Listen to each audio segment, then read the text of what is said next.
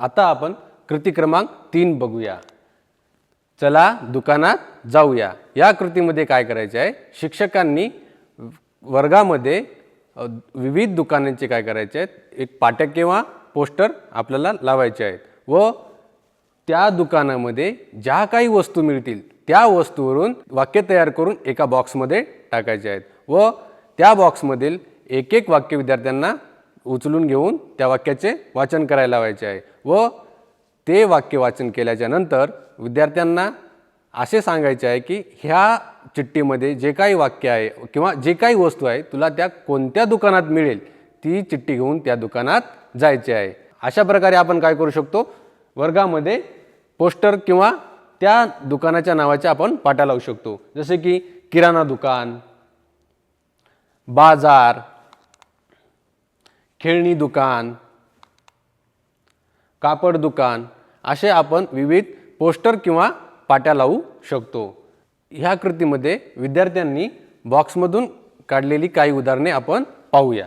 जसे की ताईने साखर आणली या वाक्याचे वाचन करताच तो विद्यार्थी काय करेल, ह्या वाक्यातील साखर हा पदार्थ आपणास कोणत्या दुकानात मिळेल त्या दुकानामध्ये ती चिठ्ठी घेऊन जाईल।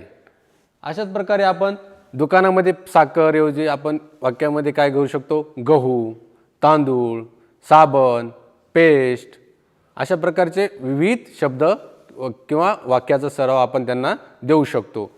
दुसरे उदाहरण पाहूया।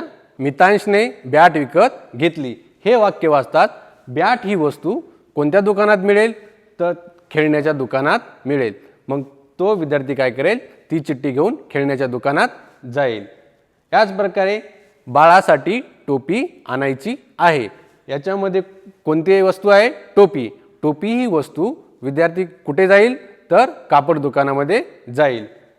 दुसरे एक उदाहरण पाहू। आई भाजीपाला घ्यायला गेली हे वाक्य वाचताच विद्यार्थी काय करेल की भाजीपाला आपणास कुठे मिळेल तर बाजारामध्ये मिळेल। तर बाजार असलेले पाटी किंवा बाजार असलेल्या पोस्टरमध्ये ती चिठ्ठी घेऊन तो विद्यार्थी त्या दुकानात किंवा त्या बाजारात पोस्टर असलेल्या ठिकाणी जाईल।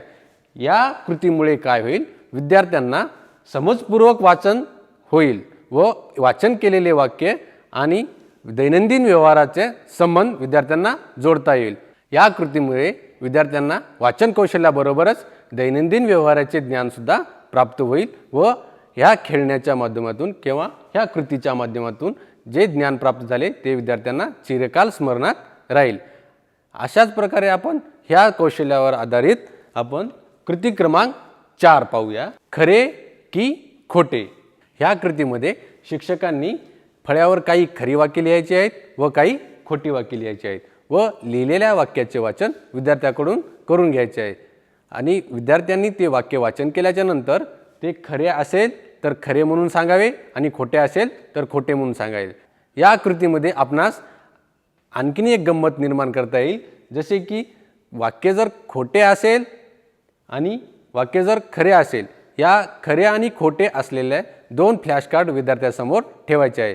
विद्यार्थ्यांनी त्या वाक्याचे वाचन केल्याच्या नंतर वाक्य जर खरे असेल तर खरे असलेले फ्लॅश कार्ड शिक्षकांना दाखवेल आणि जर वाक्य जर खोटे असेल तर खोटे असलेले फ्लॅश कार्ड शिक्षकांना दाखवेल। तर पाहूया आपण उदाहरण।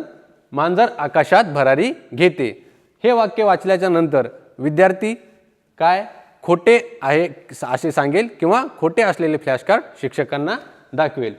शाळेत शिक्षक शिकवतात, पळसाला पाने 4 असतात, बाबा बाजारातून फळे आणतात, कासव खूप जलद धावतो, 2 + 2 4 होतात, उंदीर मांजराला पकडतो। अशा प्रकारचे विविध वाक्य फळ्यावर लिहून विद्यार्थ्याकडून त्या वाक्याचे वाचन करून घ्यायचे आहे व विद्यार्थ्यांना खरे आहे किंवा ते वाक्य खोटे आहे हे सांगायला लावायचे आहे। या वाक्याचे विद्यार्थी वाचन करतील व वाचलेल्या वाक्याचा ते विचारही करतील। यामुळे त्यांना वाचन केलेल्या कृतीवर विचार करण्याची सवय निर्माण होईल।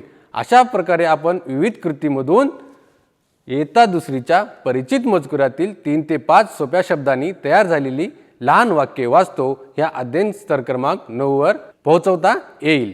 चला तर मग इथेच थांबूया। धन्यवाद।